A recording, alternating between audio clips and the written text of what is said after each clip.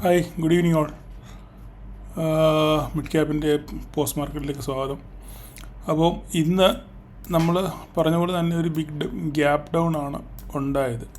ഈ ഗ്യാപ്പ് ഡൗണിന് ശേഷം മാർക്കറ്റ് വലുതായിട്ട് എങ്ങോട്ടെങ്കിലും പോയി ഒരു ഹ്യൂജ് ഗ്യാപ്പ് ഡൗൺ ആയിരുന്നു അല്ലേ.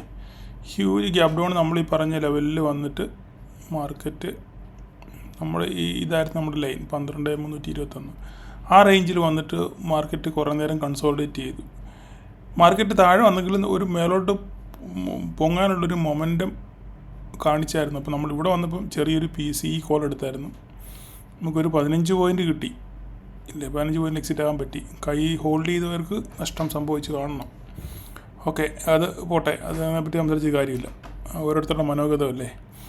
അപ്പം മാർക്കറ്റ് ഇതിന് ശേഷം ഇവിടുന്ന് ഒരു നല്ല ഗ്യാപ്പ് ഡൗൺ വന്നതിന് ശേഷം ഇതിങ്ങനെ കൺസോളിഡേറ്റ് ചെയ്ത് പിന്നെ ഇവിടുന്ന് താഴോട്ട് പോയി. പിന്നെ ഇവിടെ ഇങ്ങനെ ഒരു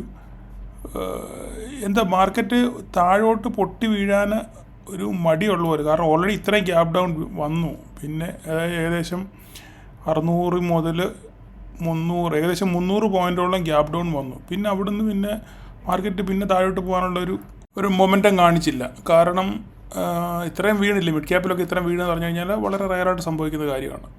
വല്ലപ്പോഴും ഒക്കെ അങ്ങനെ സംഭവിക്കത്തുള്ളൂ.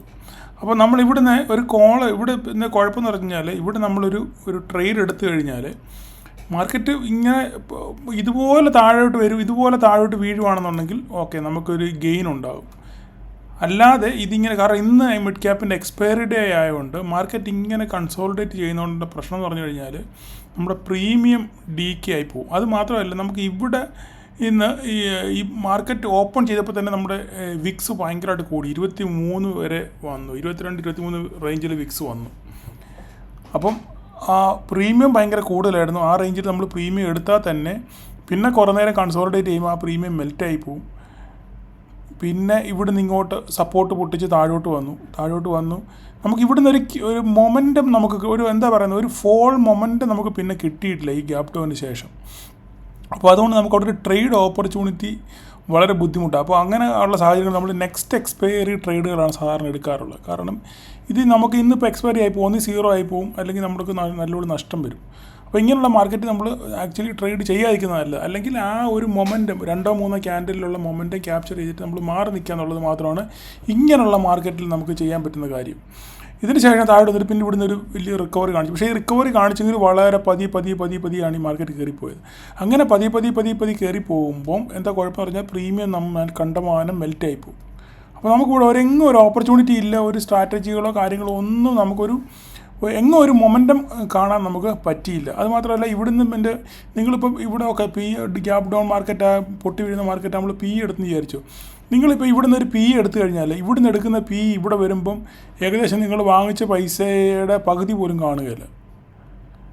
മനസ്സിലായി? ഇത്രയും ഗ്യാപ്പ് ഡൗൺ താഴോട്ട് വന്നെങ്കിലും ഇവിടം വരെ വരുമ്പോഴത്തേക്കും നിങ്ങൾ ഇവിടെ 100 രൂപയ്ക്കാണ് വാങ്ങിച്ചെങ്കിൽ ഏകദേശം ഇവിടെ വരുമ്പോൾ 25-30 രൂപ കാണത്തുള്ളൂ ഈ പ്രീമിയം. മനസ്സിലായി? എന്നാൽ എത്ര പേരും താഴെ വീണോ അതുമില്ല. ഇനിയിപ്പോൾ നിങ്ങൾ ഇവിടെ എവിടെയെങ്കിലും കയറിയിട്ട് നിങ്ങൾ ഇവിടെ വരുവാണെങ്കിലും നിങ്ങൾ ഇവിടെ 100 രൂപയ്ക്ക് മേടിച്ച സാധനം ഇവിടെ വരുമ്പോൾ 70 രൂപ 60 രൂപ കാണത്തുള്ളൂ. കാരണം ഇന്ന് എക്സ്പയറി ആയതുകൊണ്ട്. അപ്പോൾ ഇങ്ങനെയുള്ള സിനാരിയോയിൽ നമ്മൾ മാറി നിൽക്കുന്നതാണ് ഏറ്റവും ബെറ്റർ. അല്ലെങ്കിൽ 2-3 ക്യാൻഡിലിൽ നമുക്ക് പ്രോഫിറ്റ് ആയാലും ലോസ് ആയാലും എടുത്ത് നമ്മൾ മാറി നിൽക്കുന്നുള്ളൂ. അല്ലെങ്കിൽ പിന്നെ നെക്സ്റ്റ് എക്സ്പയറി നമ്മൾ ട്രേഡ് ചെയ്യണം. ഓക്കെ, അപ്പോൾ ഇന്നത്തെ മാർക്കറ്റിനെ കുറിച്ച് കൂടുതലൊന്നും പറയാനില്ല. നാളെ ഈ സംഭവിക്കാനുള്ളത്, നാളെ നമുക്ക് വേറെ ട്രേഡുകൾ പിന്നെ ഓപ്പർച്യൂണിറ്റി എന്ന് പറയാൻ കഴിഞ്ഞാൽ മാർക്കറ്റ് ഇപ്പോൾ ഇങ്ങനെ ഒരു അൺസർട്ടനിറ്റി നിൽക്കുന്നതുകൊണ്ട് നമുക്കൊന്നും പറയാൻ പറ്റത്തില്ല. ഓക്കെ, ഈ ലെവലുകൾ മാത്രം നോക്കുക. ലെവലുകൾ നോക്കിയിട്ട് ആ ലെവലിൽ വരുമ്പം അതനുസരിച്ച് ട്രേഡ് ചെയ്യുക. ഇനി നാളെ മുതൽ പുതിയ കോൺട്രാക്റ്റ് ആയതുകൊണ്ട് നമുക്ക് ടൈം ഡിക്ക് വലുതായിട്ട് വരത്തില്ല. എങ്കിൽ തന്നെ നമുക്ക് എവിടെയെങ്കിലും ഒരു സപ്പോർട്ട് കിട്ടുവാണെന്നുണ്ടെങ്കിൽ ആ സപ്പോർട്ടിൽ നിന്ന് നമുക്കൊരു ബൈ എടുക്കാം. കാരണം എന്ത് കാരണവശാലും മാർക്കറ്റ് എന്തെങ്കിലും ഒരു ചെറിയ ട്രിഗർ കിട്ടിക്കഴിഞ്ഞാൽ മാർക്കറ്റ് പെട്ടെന്ന് റിവേഴ്സ് ആകും. കാരണം ആൾക്കാരെല്ലാം പൈസയും കൊണ്ടിരിക്കുകയാണ് ഇത് വാങ്ങിക്കാൻ വേണ്ടി, താഴേന്ന് വാങ്ങിക്കാൻ വേണ്ടി ആൾക്കാർ വാങ്ങിക്കാതിരിക്കുക. അപ്പോൾ അങ്ങനെ ബൈ ആരംഭിക്കുകയാണെന്നുണ്ടെങ്കിൽ മിഡ് ക്യാപ്പിലായിരിക്കും ആദ്യം, സ്മോൾ ക്യാപ്പിലായിരിക്കും ആദ്യം ബൈ തുടങ്ങുന്നത്. അങ്ങനെ ആകുമ്പോൾ ചെറിയൊരു ട്രിഗർ, യുദ്ധമൊന്നും ഇല്ല എന്നുള്ളൊരു ശ്രുതി വരികയും, അല്ലെങ്കിൽ നാളെ US ഡേറ്റയ്ക്ക് അനുകൂലമായിട്ട് അതിനെ പിന്നെ സപ്പോർട്ട് ചെയ്യാൻ വേണ്ടി US ഗവൺമെൻറ് എന്തെങ്കിലും ഒരു നടപടി കൊണ്ടുവരുവാണെന്നുണ്ടെങ്കിൽ മാർക്കറ്റ് അതിനെ പോസിറ്റീവ് എടുക്കുകയാണെന്നുണ്ടെങ്കിൽ മാർക്കറ്റ് പറക്കും ഇടുന്നു. അപ്പോൾ പിന്നെ ഇവിടെ ഒരു എൻട്രി ഒന്ന് നോക്കിയെടുക്കാനുള്ള സാവകാശമൊന്നും കിട്ടത്തില്ല. അപ്പോഴത്തേക്കും ഭയങ്കര മൊമെൻറ്റം ആയിരിക്കും.